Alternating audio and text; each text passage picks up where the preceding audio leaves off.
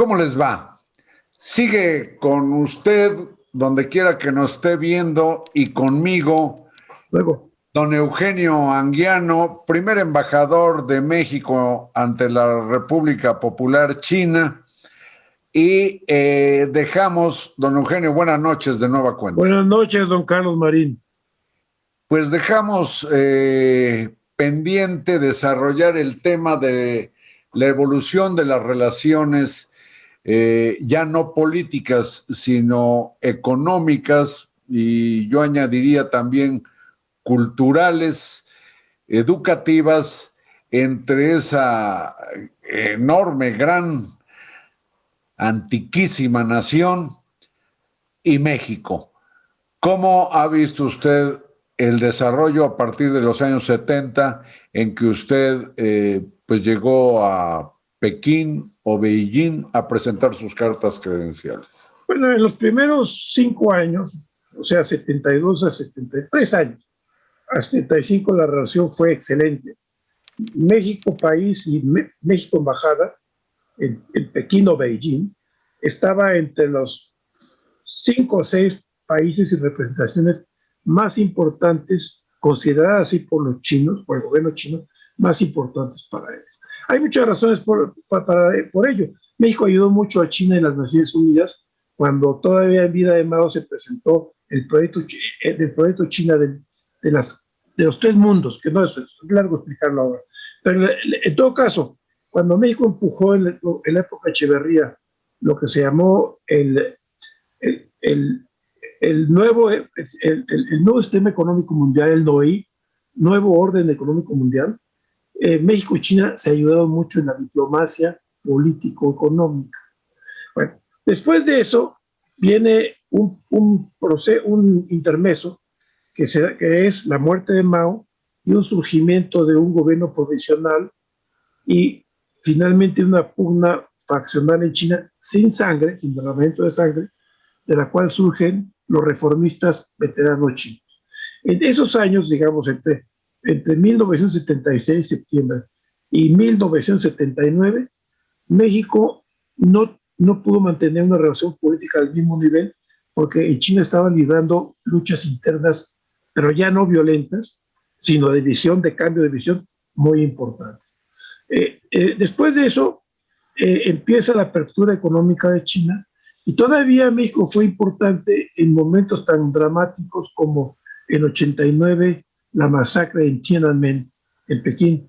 Entonces, después de 89, toma fuerza y los socios principales de China Popular son, en primer lugar, Europa Occidental, no, en primer lugar, los vecinos asiáticos. Ya. Los grandes inversionistas en China fueron los taiwaneses, fueron los japoneses y los del sudeste de Asia. Y hasta la fecha siguen siendo los más importantes, integrados en la producción de manufacturas con China, por razones de vecindad, pero con un cambio de pragmatismo político enorme. La provincia rebelde, como llama el gobierno chino de Taiwán, es su principal proveedor de tecnología y su principal inversionista todavía como país. Ahora. Entonces, el segundo grupo... Después de ellos, Europa. Europa Occidental y Estados Unidos. Estados Unidos estuvo siempre presente desde, aún antes de que se viniera esta apertura, todavía en vida de Mao, China le empezó a comprar aviones Boeing 707 a Estados Unidos y de ahí fue construyendo una cosa muy importante. Por eso ahora es tan difícil entender lo que los Estados Unidos llaman una política de desacoplamiento, pero es otra historia. Entonces, y México pasó de ser de los primeros en relación política a ser como de qué lugar en lo económico. Yo diría alrededor del 25 o 30 lugar. Que no es malo, quizá un poquito menos. Pero entiendo que hay inversiones chinas en México, tanto así es, gobiernos como particulares. Sí, son de las dos. Lo que pasa es que hacer la decisión entre empresas privadas chinas y empresas estatales es muy complicado. En términos de propiedad, en términos legales, hay mucha propiedad privada, pero la injerencia del Estado en esas empresas es enorme. En todo caso, sean privadas o sean públicas, las inversiones chinas han crecido, pero esto es últimamente, es en los últimos 3 o 4 años, el último año sobre todo. Bueno, estamos hablando de un país que en los años 30, 40 tenía fama de que la gente moría de hambre, decían como moscas. Bueno, pero no tanto, pero sí, en las hambrunas hubo un par de hambrunas muy grandes. Bueno, hubo una con Mao terrible, cuando el gran salto adelante, pero eso es otra historia. Esa es otra historia. Pero, embajador, ¿y qué con la relación México-China? Yo bueno, ahora, sé de qué gobiernos haya habido mayor interés en fortalecer esas relaciones. ¿Usted cómo lo ve? bueno, lo hubo todavía con López Portillo por el petróleo, pero de ahí ya el gobierno mexicano se abrió mucho hacia otros sectores. Los chinos querían que México invirtiera en investigación y desarrollo de petróleo en el mar territorial de China. Ahí inició la apertura de China. Muchas 43 empresas petroleras del mundo fueron a China a explorar. Los chinos invitaron a inversiones de riesgo. No tuvieron el menor empacho en darles 15 años y después 30 años para que se recuperaran esas inversiones. Y se llegaron a colocar con un tiempo en el 6º o 7º lugar de productor mundial de petróleo. ¿Y México no fue? No quiso. El ingeniero Díaz Serrano, yo hablé con él, y no, hombre, tenemos otra cosa que hacer, tenemos el mercado de Estados Unidos. Y tenía, bueno, hasta cierto punto tenía razón.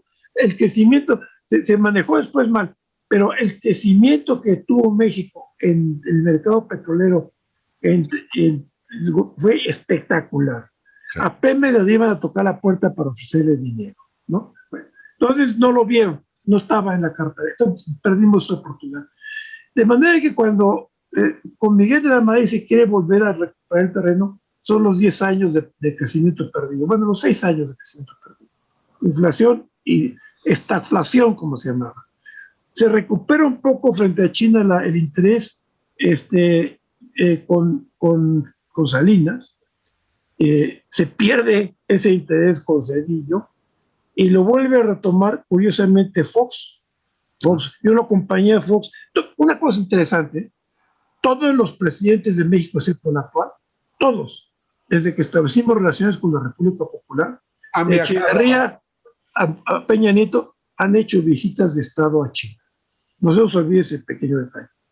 Entonces, los chinos no han hecho lo mismo, pero sí han venido los primeros ministros y los presidentes. Pues pero es una nación en que no es nada desdeñable el interés, cuando menos mi curiosidad, porque se fortalezca, en virtud de que tengo entendido que parte de las inversiones chinas en México ayudan tanto a la economía nacional que buena parte del mercado mexicano hacia los Estados Unidos tiene componentes que nosotros adquirimos de China. Así es, eso llega más por la línea de comercio que de las inversiones, porque las inversiones chinas todavía no son tan grandes como para que generan. Las inversiones chinas están muy metidas en infraestructura, y hay un escándalo ahí en la época de Peña Nieto, que se canceló una autorización de invertir en un tren rápido de Querétaro a la Ciudad de México. Lo importante es el comercio. Han crecido tantas las importaciones de México de productos chinos que ya China es el segundo proveedor del mundo de México, después de Estados Unidos. Estamos hablando de cifras del orden de los 60,000 millones de dólares, con un desequilibrio en balanza comercial muy grande para México. Entonces eso cada rato los mexicanos, los representantes de gobierno le reclaman a los representantes chinos que hagan algo para corregir ese desequilibrio. O sea que México sigue demandando que nos compren productos para Así es. Y la respuesta es, no la dan los chinos así tan abiertamente, pero la respuesta es la siguiente.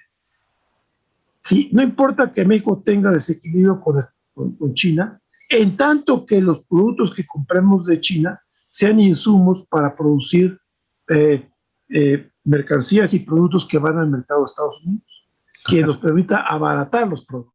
No hay que olvidar la importancia comercial que tiene China para México. Desequilibrante, pero con efectos positivos en otros rubros. Sí, se compensa de alguna manera o tiende a compensarse. Así es. ¿Qué piensa que posibilite esta comunicación que ha habido a través de la Cancillería, sobre todo, con la adquisición de vacunas chinas? ¿Cree que pueda haber una reactivación de la relación comercial o quizás hasta de inversiones? No, no, tiene otro efecto. Tiene un efecto político-económico muy importante. Tendría un efecto económico y tecnológico si se tomara la decisión de conseguir, como ya están haciendo parcialmente, que las vacunas chinas, parte de ellas ya se producen en Querétaro, me parece. No se producen, se terminan aquí. Entonces, que viniera una cooperación con los productores chinos de vacunas con industria farmacéutica mexicana. Pero eso no lo ha entendido el actual gobierno. No se le ha ocurrido. No, ¿El no está, gobierno chino o el gobierno mexicano? el mexicano no lo ha entendido. No han visto, están absolutamente del otro lado. Quieren que todo lo concentre, salubridad, y se les olvidaron todas las industrias farmacéuticas mexicanas. Se les ha olvidado que México tuvo récords en vacunación de otras pandemias. Lo hicimos muy bien. O sea que es bastante. Era propiciar un diálogo político para atraer inversiones, laboratorios chinos con Así es. laboratorios mexicanos. Así es. No todo sea solamente ir a comprar como a la farmacia las vacunas, embajador. Así es. Pero las áreas donde más posibilidades es, sobre todo en la energética, que también ayer el gobierno mexicano actual está limitando inversiones en energías limpias. A ver, embajador, mire usted, yo pensaba que terminaríamos hoy de platicar, pero el tema da para mucho. Yo le pido que hagamos una tercera emisión, que aguante aquí y seguimos platicando. Encantado. Eugenio Anguiano, muchas gracias. Seguimos conversando para la emisión de mañana miércoles y buenas noches. Buenas noches, muchas gracias.